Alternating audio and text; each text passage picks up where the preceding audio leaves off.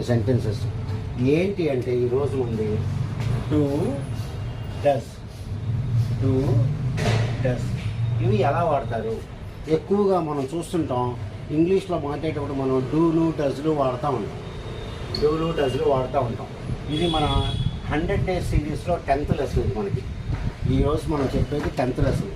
ఈ డూ డస్ని ఎట్లా వాడతారు ఇంగ్లీష్లో అంటే ఫస్ట్ అవి ఏంటో తెలుసుకుందాం మనం. డూ డస్ అనేది ప్రజెంట్ టెన్స్.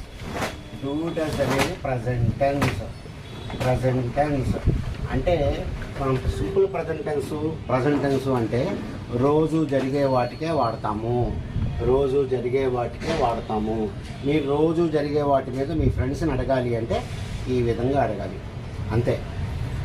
మరి డూ డస్ రెండు ప్రజెంట్ టెన్సే. కాకపోతే ఈ డూ పక్కన ఎవరు వస్తారు అనే దాని మీద పట్టి మనకి ఈ డూ డస్లు వస్తాయి అన్నమాట.